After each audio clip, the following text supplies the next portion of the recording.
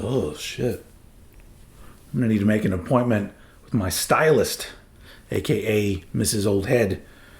Shit's fading. That's no good. Hi, everyone. Welcome to part 2 of the Housefire 25, where me, your old pal, Oldhead, has painstakingly gone through his entire vinyl collection to single out 25 pieces that I would absolutely have to save in the event that my house burnt down. Or, more appropriately, a hurricane hit my house, which it did. We're good. I'm in Houston, Texas, if anybody didn't already know. And clearly we have power, which is more than I can say for some of my fellow Houstonians, or Houstonians, either way. But yes, this is a 5-part series, meaning I'm doing 5 pieces of my collection in each episode. And honestly, I'm glad that I'm spacing it out this way, because it's really difficult to 100% be sure about all 25 of these when there's a list of like 150 or so that it was whittled down from. But today's 5, I think I'm pretty... Yeah, I'd say I'm at least 99.8% sure that all 5 of these would be saved for me. Hopefully I never have to put this experiment into actual practice, because that would fucking suck.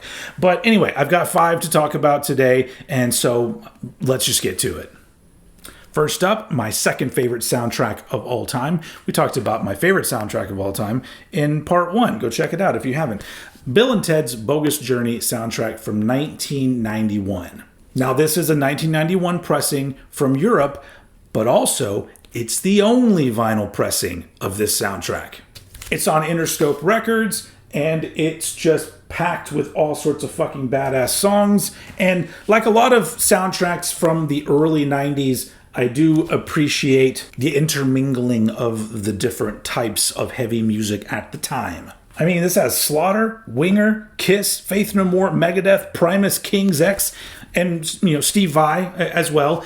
And it's just an absolute fucking blast of a soundtrack. And I love the movie. It's probably my favorite sequel of all time. Is it? I don't talk about movies that much, so I don't really think about things like that. But I'm trying to think of another sequel that I really like as much as this one. Young Guns 2 comes to mind.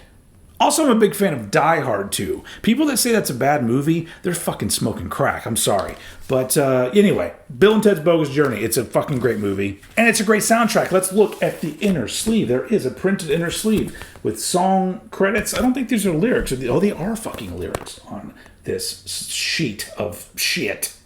And the other side, just a nice little Bill and Ted's Bogus Journey logo right there.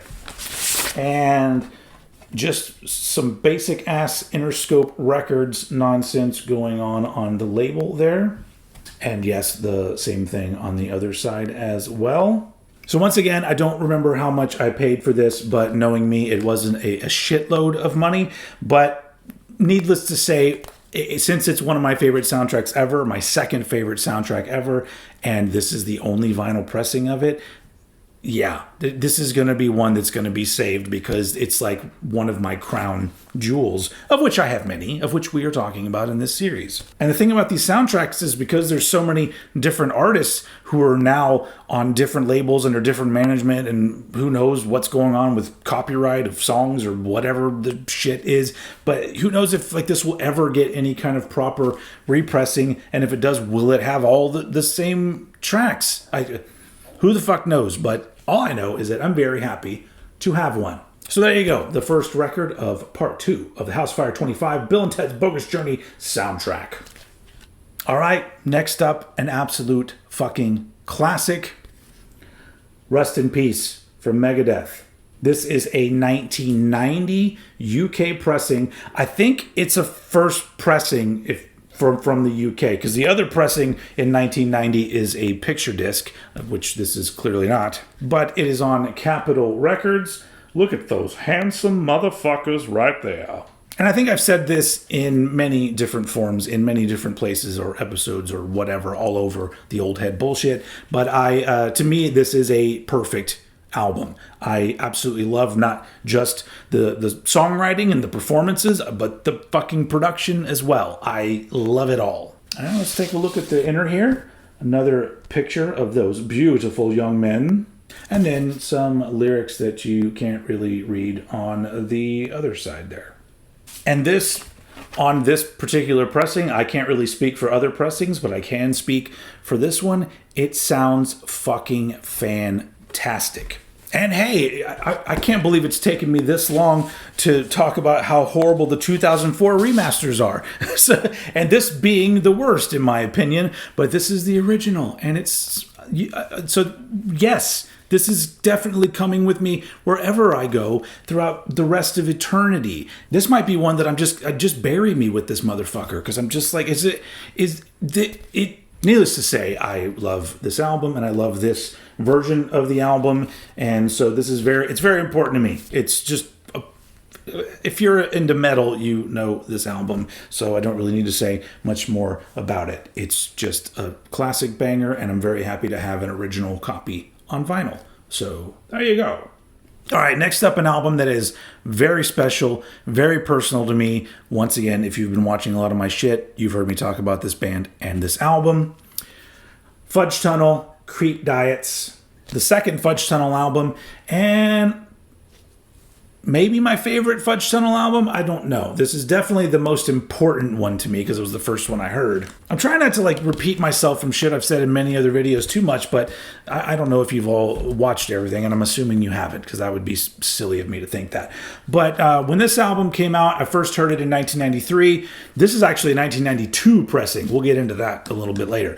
But when I first heard it in 93, when I saw the music video for the song Gray on Headbangers Ball, it really spoke to me, because have always been a person that didn't really fit in. And in 1993, I was into a lot of metal and really getting into death metal and stuff, but also into the grunge thing, also into the weird alternative bands, and into the fucking hip hop, into the pop music. And I never heard that much music that seemed this speaks directly to me, and I feel like this is the kind of music that I would want to make.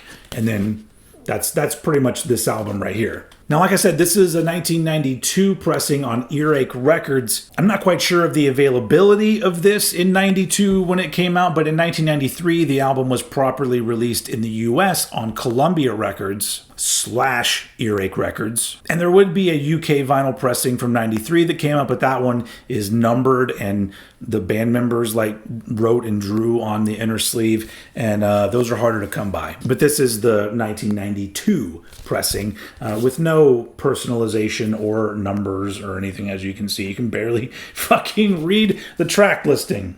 And also, unfortunately for me, the version that I found that was affordable does not have an inner sleeve. Now, mind you, it is a black and white one-sided inner sleeve that doesn't really have much going on it, but I one day I'm going to get one that has that. Did I say inner sleeve? I meant insert. Whatever. For the nitpicky motherfuckers out there. So there you go. That is the label of side A of Fudge Tunnel Creep Diets.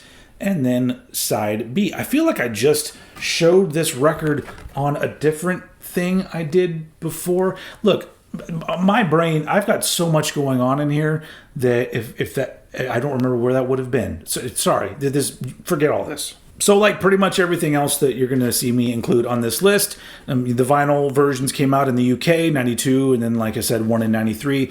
And there's been no talk of a reissue of this particular album. And I don't know if that's because Earache shares some kind of rights or something with Columbia Records. I'm not quite sure. Come to think of it, Earache hasn't reissued the third album either. So, I don't know. Earache, figure that shit out. But for right now, I'm very happy to have this. And I would always want an original pressing of one of the most important albums of my life. So, Fudge Tunnel Creep Diets. All right, sticking around in 1993, another album that is very important to me personally, and who knows if it's ever going to get a vinyl reissue. Independent from Sacred Reich. Their third full-length album, and really the first one that I heard. Once again, I've talked about this on other things out there as well, but the first song that I learned to play when I was trying to figure out how to play guitar was the song Independent from Independent. And it always has a very special place in my heart. That the riff, pretty simple riff, but it just kicks in, and I just sort of feel that excitement of listening to something and figuring it out on the guitar, because that's how I pretty much learned how to play guitar, was just mimicking what I heard and figuring it out. And then I became the mediocre guitar player that I am today. Did we look at the back already? There you go. There's some track listings. I love the artwork on this as well. It seems very unique and also kind of strange, but I really like it. And this one does have the insert in it, which has some printed lyrics on one side and some artwork. You see the black and white artwork in there, right there? And then on the other side, some credits and a picture of the dudes looking fucking badass. All right, let's take a look at the record here. So this side, Sacred Reich logo and everything. You can see the Hollywood Records. We're going to talk about Hollywood Records in just a second. And then on the other side, it's got this cool portrait of the band that I actually have a poster of that up on my wall. So once again, this is one that I don't know when it's going to get a repressing. If you've seen out there recently, they announced in Europe, anyway, at this point, a reissue of the next album, Heal. That one I'm pretty sure was on Metal Blade, so I think they can still reissue it and do whatever they want. But this one was the major label debut and only major label album of Sacred Reich on Hollywood Records. So who the fuck knows how you can get a reissue out of that? Now, I didn't even know that Hollywood Records was still a label, but apparently they are. And I was reading up on them, and I'm just going to read you a quick paragraph because I did not know this about Hollywood Records. Hollywood Records was founded on January 1st, 1990, and is part of the Disney Music Group. It was originally created as a way for Disney to distance itself from the Disney brand and allow more mature material to be released. Hollywood Records was created specifically to release music by The Party, which stands for Positive Attitude Reflects Today's Youth. Nice.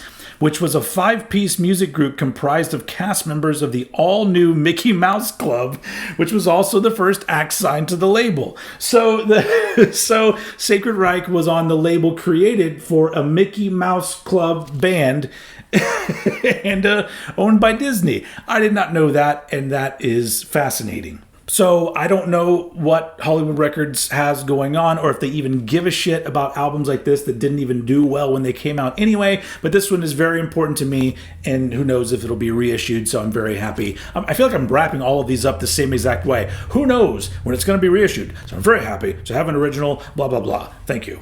But wait, we are not done with Hollywood Records just yet. This is another album that I love very dearly that didn't do well when this band signed to a major, and it's also lesser known. I think a lot of people that watch my content, that watch for like a lot of the more straightforward rock and metal type shit, do not know this band or this album, but some of you might. The album is Span Away from the band Seaweed. This album came out in 1995, and it's been a favorite album of mine ever since it came out. This is a U.S. pressing. The Sacred Reich one was also a U.S. pressing. Did I say that? Just trying to get all the details out there, folks. And while the Sacred Reich album only had the one pressing, this one actually had two, but the other one was on green vinyl, and once again, that's a little harder to come by. This is a regular-ass black vinyl. There you go. There's the back cover with the track listing there. Not the most interesting back cover in the world, but okay. And this one has a printed inner sleeve. Look, there are the dudes. There are the dudes right there. It's Seaweed. And then on the other side, we've got credits and lyrics and all of that good stuff. And then on the inside here, this one is a little more boring of a label with just the tracks and the band logo on both. There you go, on both sides.